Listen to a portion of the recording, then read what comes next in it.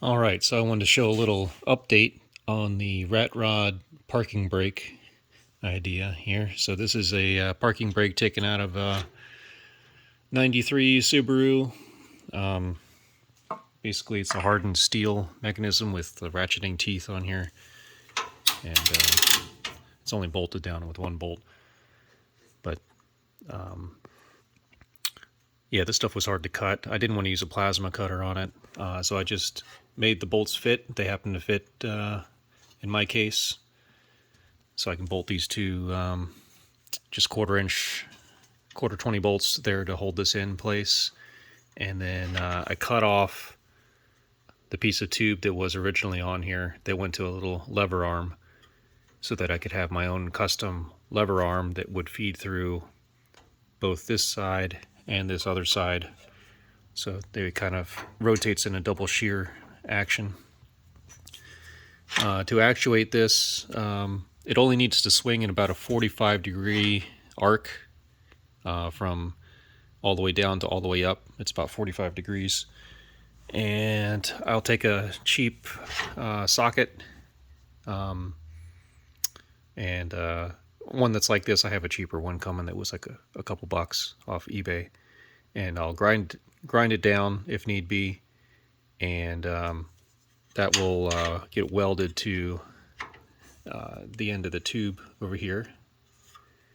And that will capture the head of this bolt. This is a 3/4 inch bolt here with a inch and eighth head on there. Right, and then I have these two washers stacked up because they represent about the 4mm thickness of some cheap thrust washers that I found on Amazon. So I'll have this coming in, and that's what those washers will be. And that way I can put some tension on here to keep it from having too much slop, but then it'll still rotate nice and smooth. All right, so let's see how, once this socket would be on there, then the rotation of this assembly would turn this bolt. Okay, and then this bolt just happened to be a surplus bolt that I had off eBay from when I bought big, it's like big combination boxes of surplus bolts. And this thing is like super long. It's like 20 inches long.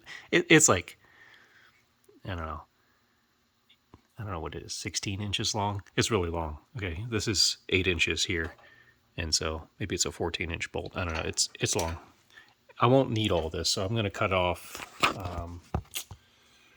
right around here. So I have enough room for the other thrust washer, and then a large nylon nut.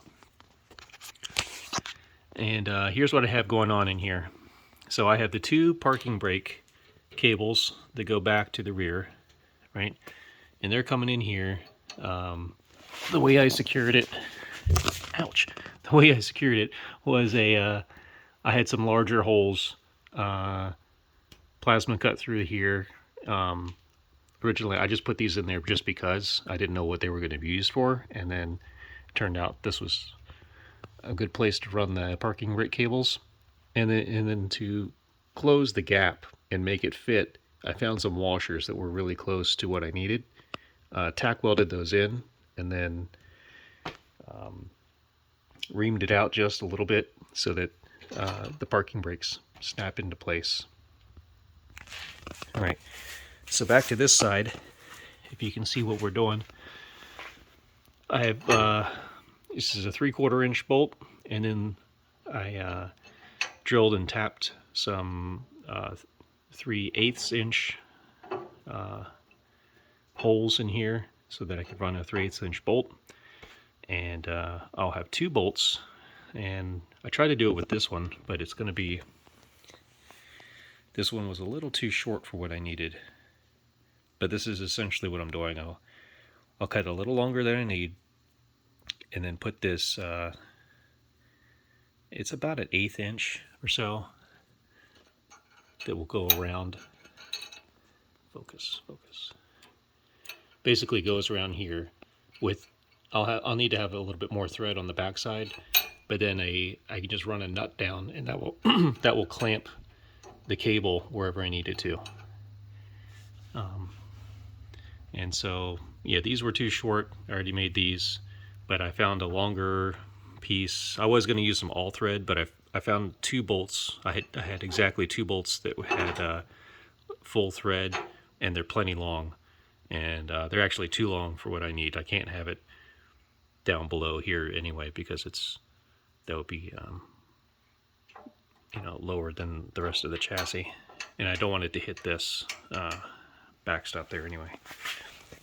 So what I'm going to do is, let's see, basically these, remember I need that 45-degree swing, so even here to here, that's 90 degrees, right? So that's more than I need. It's more than the lever is capable of. And so it's going to be coming down about not quite here, so like half of 90 degrees. And so I bent this down to where, keep in mind that this ferrule here that's on the end will need to sit outside of the nut that gets run up through here. So that's where I marked these Sharpie marks in there. So the wire will go about right there, okay, and then the nut will force this ferrule more towards the left in the screen, and then I need enough room for the nut, so from here to here, is where the nut will be, and so I can cut off the rest of this thread. It's about an inch I'll cut off. All right, and then at this angle, this is the rest angle, so this is right where it needs to be. So I could just plan for that being the rest angle of the parking brakes not being engaged. And so that's why I'll have to bend these down, okay, and then yeah, make that groove about a 1/4 inch deep or so. Actually, it only needs to be as deep as the cable plus the nut. The cable plus the nut. So whatever this is, like 1/8 inch plus a 1/4 inch or so for the nut. So I'll need to cut that on the bandsaw. That's how I did the other ones. Is I just hit it up with the bandsaw, made a couple slices, and then finished it off with a file to try and widen it up and clean it up a bit. But I think now that I've tried it a couple times, I'll just make it as wide as I need with the bandsaw, and be a little more aggressive with the bandsaw now that I've seen what I can do. And worst case, if this fails, I can get some all thread for cheap off Amazon, and basically make my own custom length pieces, and just have a nut on the top and then a nut on the bottom, and that will lock in the length. And maybe that's even better, because then I could have it a little bit more adjustable. This one I could also put like washers, or if it was really spaced out, another nut in here, and like adjust the length of the swing for whatever I need. So, but the idea is that this is fully able to be disassembled if I need to have more access to the drive shaft. It does not conflict with how the drive shaft will work, even at full droop. There's no way for it to drop down enough where it would interfere with this at all. But I can take it all the way out, and then I can change things around if I need to. So that's kind of the idea I was going for. Because if I welded like a bar or something on here, then this thing is captured and I can't take it out. And then, then I'm stuck in this tight space trying to grind and weld and fix it if I need to adjust it.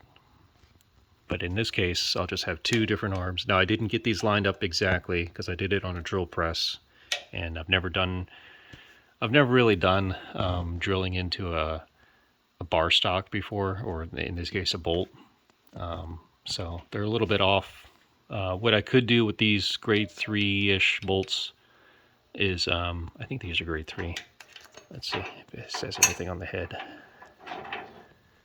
It doesn't say anything on the head, so it's probably grade 2, 3, something like that. I could bend these slightly so that by the time that they capture the ferrule or the wire end, they're lined up. But I don't know if you can make it out on the camera, but yeah, they're just slightly tweaked a little different. So, and that slight tweaking would mean that one side's going to get pulled tighter than the other, or get pulled first before the other, which is, it's not that big a deal. So yeah, that's the parking brake assembly, and that's what it looks like on here. And I already tested that I should, when I tacked up the this little base plate here and mounted it, I tested that I could sit from the driver's seat and reach down and be able to not only successfully disengage this, but also reach down enough to grab it and then bring it back up. So let's see if I can show you what that looks like. Yeah, so it sits like that. Yep, and it'll be tight. Like, I could trim this part here if I notice it like hitting my hand, but I think if I'm just maybe around that edge a bit so it's a little more smooth, but it's I might not even be able to pull it up that far. I might only go to here, depending on how long those swing arms are and how much pull the rear brakes actually need. See, I don't know that yet, but that's kind of where it'll live, and it's out of the way of the passenger seats. This passenger seat obviously is the one that would be concerned with it, but it's out of the way of the legs for that. And to me, it kind of looks cool. I wanted something, this is some I always set my parking brake and just as a habit, and this is something that I had my hands on every time I would park the car, back in college. It's just nice to have a little bit of something Subaru still on the car, because there's not much Subaru left in this thing. Anyway, so I hope that gives you some ideas if you're struggling with parking brake ideas, or you're working in a tight spot, or if you have this oddball type of setup that you want to reuse something from an old car, you can make it work.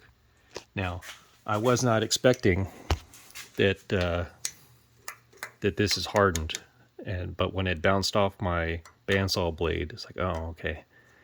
It's because I was going to cut it right here and just weld it onto a plate or something like that. But then, as I figured I might as well try to make it work with the existing bolt holes that are there. I could have cut it with a plasma again, but I thought I'd try bolting it in, and it happened that it worked fine. So it's heavier, definitely. It's not a lightweight option. I could have done this with a piece of tube instead of a solid bar, but I liked that this had threads already on it, so I could just use bolts. If I was using a three-quarter inch tube, which is very close to the metric size tube of whatever this was, stock that's welded in there. If I used a 3/4 inch tube like that, I think it would have held up okay to the same idea of having it threaded through the tube without egging out the shape. And I could have put a on the other side here, instead of a